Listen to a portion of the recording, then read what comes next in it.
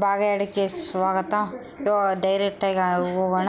ಅಂಕಿತನಾಮ. ವ್ಯವಹಾರದ ಉದ್ದೇಶಕ್ಕಾಗಿ ಗುರುತಿಸಲು ಇಟ್ಟ ಹೆಸರುಗಳೇ ಅಂಕಿತನಾಮ. ಉದಾಹರಣೆ: ವಿಜಯಲಕ್ಷ್ಮಿ, ಶಿವ, ಪಾರ್ವತಿ, ಬ್ರಹ್ಮ, ಸರಸ್ವತಿ, ವಿಷ್ಣು, ಲಕ್ಷ್ಮಿ. ವಿಜಯನಗರ, ಹಂಪಿ, ವಿಜಯಪುರ, ಕೊಪ್ಪಳ, ಗಂಗಾವತಿ, ಮಲ್ಲಾಪುರ, ಗುಲಾಬಿ, ಮಲ್ಲಿಗೆ, ಸಂಪಿಗೆ, ಕಮಲ, ದಾಸವಾಳ, ಸೇವಂತಿ, ಚೆಂಡು ಹೂವು, ಕಾವೇರಿ, ನರ್ಮದಾ, ಗಂಗಾ, ತುಂಗಭದ್ರಾ, ಮಲಪ್ರಭಾ, ಘಟಪ್ರಭಾ.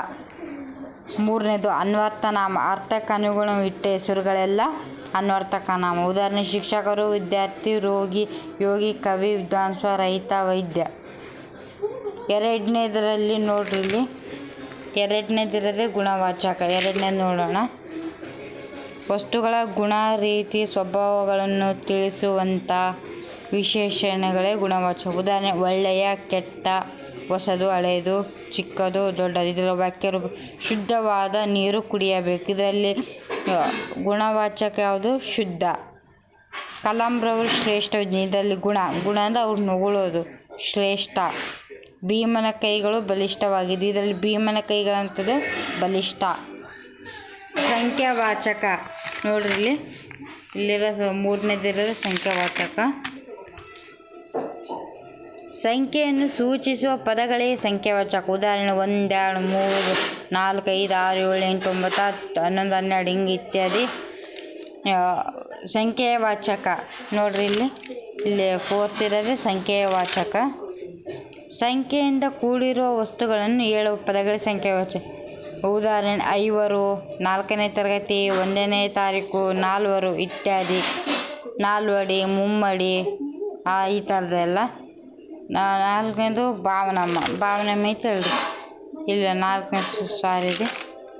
ಭಾವನಾಮ ಅಂತಕ್ಕಂಥದ್ದು ಇದರಲ್ಲೇ ಬರುತ್ತೆ.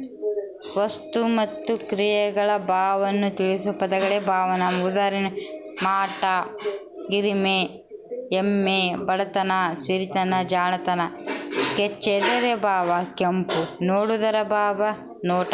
ಹಿರಿಯದರ ಭಾವ ಪೆರ್ಮೆ. ಹಿರಿಯ ಅಂದರೆ ಪೆರ್ಮೆನು ಬರುತ್ತೆ. ಪೆರಿದರ ಭಾವ ಪೆರ್ಮೆ. ಹಿರಿದರ, ಪೆರಿದರ ಎರಡು ಒಂದೇ ಆಗುತ್ತಿದ್ದು. ಕರಿದರ ಭಾವ ಕಪ್ಪು. 5ನೇದು ಪರಿಮಾಣವಾಚಕ. ವಸ್ತುಗಳ ಪರಿಮಾಣ, ಗಾತ್ರ, ಅಳತೆಯನ್ನು ಹೇಳುವ ಪದಗಳೇ ಪರಿಮಾಣ. ಉದಾಹರಣೆ: ಅಷ್ಟು, ಹಲವು, ಈಸು, ಇನಿತು, ಕಡಿಮೆ, ಇಷ್ಟು, ಕೆಲವು, ಏಸು, ಭಾಳಷ್ಟು, ಹೆಚ್ಚು, ಎಷ್ಟು, ಆಸು, ಅನಿತು, ಸ್ವಲ್ಪ, ಕೆಲವು. Next one ದಿಗ್ವಾಚಕ. ದಿಕ್ಕುಗಳನ್ನು ಸೂಚಿಸುವ ಪದಗಳೇ ದಿಗ್ವಾಚಕಗಳು. ಉದಾಹರಣೆ: ಆಚೆ, ಈಚೆ, ಮೇಲೆ, ಕೆಳಗೆ, ಉತ್ತರ, ದಕ್ಷಿಣ, ಪೂರ್ವ, ಪಶ್ಚಿಮ. ಬಡಗಣ, ತೆಂಕಣ, ಮೂಡಣ, ಪಡವಣ. ಅಥವಾ ಬಡಗಣಗೆ ಬಡಗಲಿ, ಮೂಡನಿಗೆ ಮೂಡಲು, ಪಡವಣ ಪಡವಲು. ಈಶಾನ್ಯ, ನೈಋತ್ಯ, ವಾಯುವ್ಯ, ಆಗ್ನೇಯ. ಇದು ಭಾಳ ಇಂಪಾರ್ಟೆಂಟ್ ರೀ. ಸರ್ವನಾಮ. ನಾಮಪದ ಬದಲಾಗಿ ಬಳಸುವ ಪದಗಳೇ ಸರ್ವನಾಮ. ಉದಾಹರಣೆ: ಅವನು, ಅವಳು, ಇವನು, ಇವಳು. ನಾಮಪದಗಳಲ್ಲಿ ವಿಧಗಳು ಬರ್ತಾವ್ರಿ. ಅದರಲ್ಲಿ ಒಂದು ಚಾರ್ಟ್ ಇದೆ, ನೋಡ್ಕೊಳ್ಳಿ. ವಿಧಗಳು: ಪುರುಷಾರ್ಥಕ ಸರ್ವನಾಮ, ಪ್ರಶ್ನಾರ್ಥಕ ಸರ್ವನಾಮ, ಆತ್ಮಾರ್ಥಕ ಸರ್ವನಾಮ.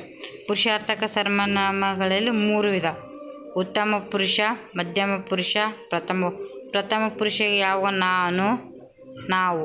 ಮಧ್ಯಮ ಪುರುಷ ನೀನು, ನೀವು. ಪ್ರಥಮ ಪುರುಷ ಅವನು, ಅವಳು.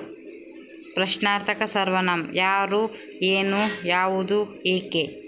ಆತ್ಮಾರ್ಥಕ ಸರ್ವನಾಮ: ತಾನು, ತಾವು, ತನ್ನ, ತಮ್ಮ. ಧನ್ಯವಾದಗಳು ಪ್ರೇಕ್ಷಕರು.